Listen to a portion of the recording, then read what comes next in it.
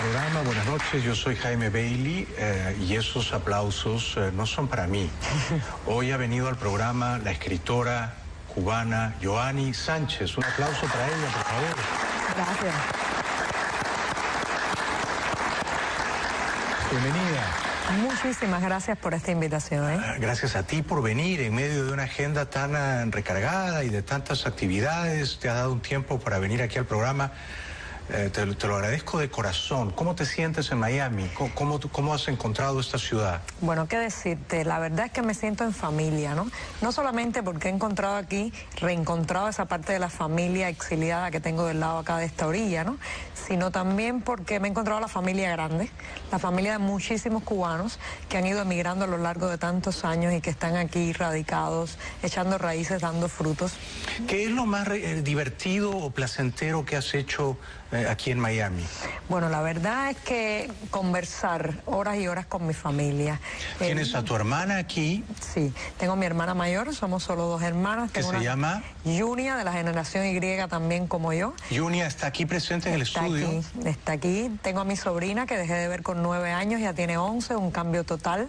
¿Qué se llama? Ana, la más bella de la familia. Y bueno, pues también tengo a mi cuñado Antonio, así que Antonio. Es una pequeña familia, pero muy cercana y muy querida a todos. ¿Los tres están aquí esta noche? Aquí están, haciéndome feliz aquí. Un aplauso para ellos, donde quiera que estén.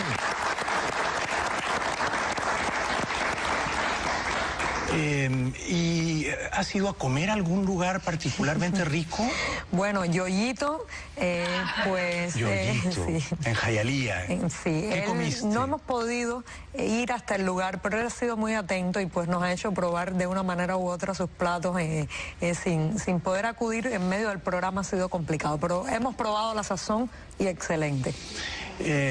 ¿Has ido al Versalles o a la Carreta, a la calle 8? He estado cerca. ¿Qué ha pasado con este viaje, que es un viaje a la carrera y que de verdad me gustaría venir a Miami con un poco más de tiempo para explorar las calles, sumergirme? Pero es que tienes una agenda demoledora. Es de vértigo, pero sobreviviré.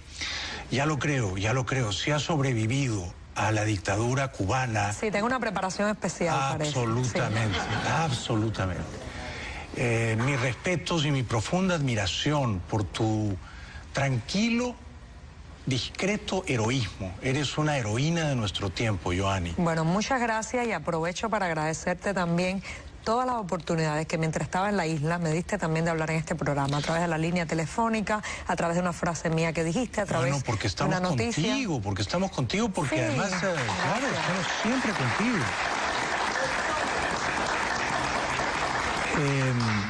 Tú llevas, primero que nada, es bueno recordarle a la gente que tú elegiste volver a Cuba. Tú podrías haberte quedado en Europa, tú ya estabas afincada en Suiza, pero por razones familiares, entiendo, tú elegiste este destino contrariado, adverso, peligroso, ¿verdad? ¿Por qué elegiste volver? Sí, en una isla de donde tanta gente escapa, siempre suena inusual que un ciudadano regrese, ¿no? Tú te habías ido y ya en Suiza tenías... Una vida. Los papeles. Exacto, tenía una vida, había logrado sacar a mi hijo, pero un buen día comprendí que yo no vivía realmente en Suiza. Yo estaba viviendo en Cuba en la distancia. Estaba todo el tiempo buscando información sobre Cuba. Cada vez que me sentaba frente a un plato de comida pensaba, bueno, ¿tendrá comida o no mi familia en Cuba? Cuando iba a comprar algo a la tienda calculaba esta cantidad de dinero que estoy gastando, cuánto representa para mi familia en La Habana. Entonces, nada, hice mis maletas, me fui, fue una verdadera locura, pero no me arrepiento, ¿eh? ¿Esto fue el año 2007? No, en el 2007 abrí el blog. Regresé de Suiza en el año 2004. 2004, perdona, claro, el 2007 abriste el blog.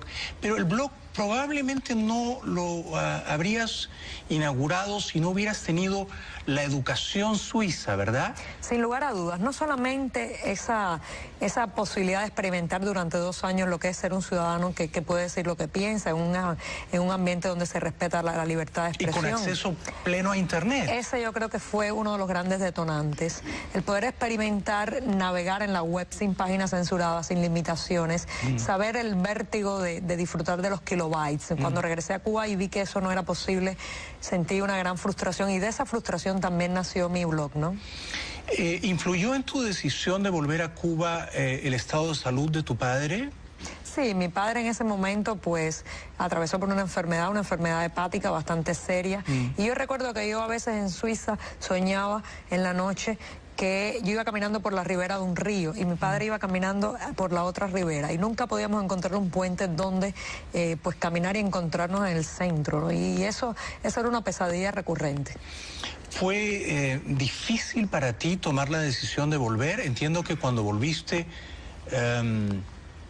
tuviste que romper unos documentos, quizá unos pasaportes para que no te deportaran. Sí, porque ¿qué pasa? Recuerda que durante décadas los cubanos hemos estado atrapados en un verdadero absurdo migratorio. Al yo irme de Cuba y pasarme 2 años en el extranjero, automáticamente fui decretada emigrante definitiva. Eso significa pérdida de los derechos y absolutamente la pérdida de la posibilidad de radicarse de vuelta en el país. Entonces, ¿qué hice? Entré como turista y una vez allí pues destruí mi pasaporte para que no pudieran repatriarme. ¿De qué manera lo destruiste?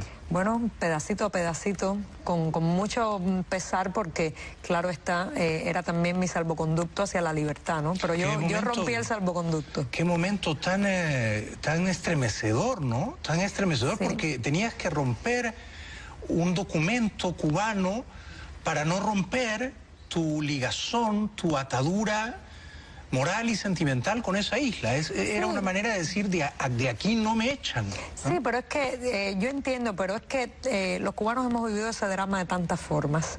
Yo lo viví de esa manera, teniendo que destruir un documento que me representaba de alguna manera. Y otros lo han vivido de otra, ¿no? Ya. Y luego tuviste que hacer unos trámites para que te dieran la residencia en tu país de origen. Sí, increíblemente. Uno tiene que demostrar que es cubano, esperar que el poder decida si tienes derecho o no a recibir de vuelta un carnet de identidad. Me pasé largos meses esperando. ¿Nunca te arrepentiste? No, no me arrepiento, aunque hay días que me levanto con la nostalgia suiza. No solamente la nostalgia suiza, que es, en fin de cuentas, un lugar. Me levanto con la nostalgia de poder expresarme, de poder decir, sí. ¿Cuál era la ciudad en la que vivías en Suiza? En Zúrich. ¿Has vuelto? No he vuelto, pero ahora en esta gira pues quiero volver. Sí, tengo muchos amigos allí. Viví momentos muy lindos en esa ciudad, ¿Tu hijo Teo qué edad tiene ahora? Ya tiene casi 18 años. ¿Está en La Habana? Está en La Habana y este año pues tiene que entrar al servicio militar obligatorio, ¿no? ¿Y no hay manera de exonerarlo? No, no lo creo. En el caso de él tendrá que hacerlo, Tú cuando tenías su edad, 18 años, tú ahora tienes 37. Exactamente. Parece que usted tuviera 29 o 30, Ay, gracias, señora. Gracias. Muy amable. Cuando tenía 18 años, ¿cómo eras? Bueno, yo, la adolescente que era Yoani Sánchez en ese momento, recuerdo que era una persona que intentaba escapar de la realidad. Me refugiaba en mí misma, era muy tímida. Soy una persona muy tímida, aunque no se note, ¿no? No, sí se nota. Bueno, gracias. Y entonces yo era, como todo joven de esa edad en Cuba, pues era escapista, era indiferente a lo que pasaba, callaba también, ¿no? ¿Sabías que había una escritora en ti? Siempre me ha gustado mucho la literatura y dicen los que saben que el que mucho lee siempre tiene el potencial de escribir, pero bueno, no lo sabía hasta que un buen día yo pienso que de esa inconformidad brotaron las primeras letras. ¿Y qué soñabas con ser a esa edad?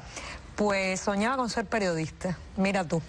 ¿Lo has cumplido plenamente? Lo he cumplido, aunque he ido por el camino más largo. Algunos lo hacen más corto, van a la universidad y se gradúan de periodismo o un diploma. Yo tuve que ir a la filología, de la filología y la informática, y bueno, pues ahora soy una mezcla de todo un poco.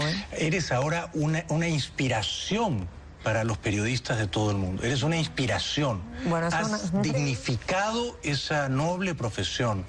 Y cada día que vives en La Habana y que escribes tus textos, te juegas la libertad, te juegas la vida. Es decir, que no hay una manera más apasionante de hacer periodismo que esa, ¿no?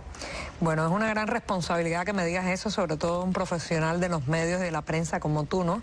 Gracias. Y sí, yo pienso que el tema del periodismo no es solamente la calidad periodística, que claro es un factor muy importante, es el riesgo del periodista al intentar narrar su realidad. Y en el caso de Cuba, ese riesgo es altísimo, ¿eh? Yo no tengo tu valor, yo no tengo tu valor. A mí me tiemblan las rodillas. Bueno, a mí me temblarían no solo las rodillas, tú sabes.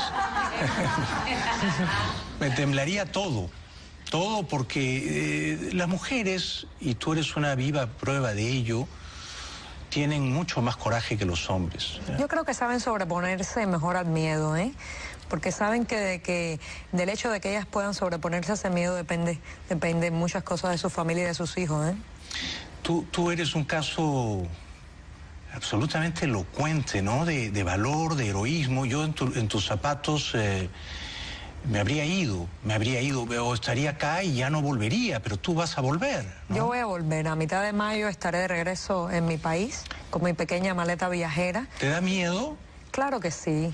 Es miedo no solamente al golpe, al arresto, que creo que sería pues algo también difícil de sobrellevar. Es que el miedo a todo. Cuando uno vive bajo un totalitarismo, sabe que ese totalitarismo puede destruir cualquier aspecto de tu vida. ¿Crees que serían capaces de tomar represalias contra ti una vez que llegues en mayo a La Habana? Yo pienso que aumentará mucho lo que llamamos el fusilamiento mediático o la lapidación pública, que consiste en una andanada de ataques por parte de la propaganda oficial de los medios nacionales en mi contra. He encendido ya el televisor a veces en mi propio país. He visto mi rostro en el horario estelar de la noche con los peores adjetivos, ¿no? Enemiga, pátrida, mercenaria. Eso va a aumentar muchísimo. ¿Tienes miedo de que te encarcelen? Ese es un miedo con el que vivo cada día, pero sabes que eso no es lo que más me duele, ¿no? Esa preocupación que claro es dolorosa. ¿Qué es lo que más te duele o lo que más te asusta? Los pequeños detalles diarios de la represión. A veces cuando un amigo me encuentra en la calle y me dice ya no puedo visitarte porque me han advertido. A veces cuando un vecino vira la cara porque sencillamente le han mentido sobre mí y ha creído la mentira. Esa pequeña acumulación de detalles cotidianos es muy duro de llevar, ¿eh? ¿Tienes miedo de que se metan con tu hijo, Teo? Sí, yo pienso que tengo mucho miedo a eso, pero también debo decirte que el trabajo que hago, la visibilidad que ha logrado también mi trabajo, yo creo que es una manera mejor de protegerlo. Absolutamente. No puedo parar ahora, ya no quiero parar, y si paro él está más frágil todavía. Cierto. Y tu mejor defensa es tu visibilidad, tu liderazgo, tu credibilidad moral. Ellos no podrán acallarte. No han podido y no van a poder. Bueno. Y no se van a atrever a meterse contigo. Yo creo que esta gira mundial les está demostrando que tú tienes un poder que emana de tu credibilidad, de tu integridad moral, ¿no? Eso es algo que no te pueden robar. Sí, lo que pasa es que también este tipo de sistemas, cuando llega un momento de desespero, que es en el que están, un momento en que, por ejemplo, la generación histórica está llegando al final de su vida también, en ese momento de desespero pueden ser capaces de cualquier cosa. En el 2003 hicieron una primavera negra, llevaron 75 opositores a la cárcel. Sí, sí, claro. No te llevaron a ti porque tú no estabas en La Habana. No estaba en La Habana y era un momento también que no me pronunciaba. Yo creo que la Primavera Negra fue uno de esos elementos que me ayudó a decidirme dejar la máscara, el silencio y pasar a la opinión, sí. ¿Y tienes amigos en la cárcel? Bueno, ahora mismo tengo un colega de periodismo también, un corresponsal. Lo leí. Sí. ¿Cómo es que se llama? Calixto Ramón Martínez. Calixto Ramón, que está en prisión sin que lo lleven a juicio hace más de 6 meses. Que se ha declarado en huelga de hambre. En huelga de hambre. Ahora finalmente le han prometido que lo van a liberar, no lo han liberado. Pero solo porque había reportado estos casos de dengue, de cólera. De cólera, ¿no? Sí, porque es que para el gobierno cubano, al gobierno cubano le molesta mucho que alguien con información y con noticias y con reportes de violaciones de derechos humanos trate de romper o matizar un poco esa imagen de paraíso que la propaganda oficial exporta, ¿no? Y este colega nuestro que está en prisión había informado cibernéticamente, como tú. Sí, a través de fundamentalmente la red social Twitter. Pero el cubano promedio de a pie, y perdona mi ignorancia, ¿puede leer, por ejemplo, lo que tú escribes en Internet? Bueno, si te dijera que sí, si eres un cubano, aunque estés desconectado de Internet, si quieres buscar más allá de la información oficial, encuentras. Porque hay redes alternativas, redes ilegales y clandestinas de distribución de información que están funcionando muy bien. La información se distribuye casi viralmente, con memoria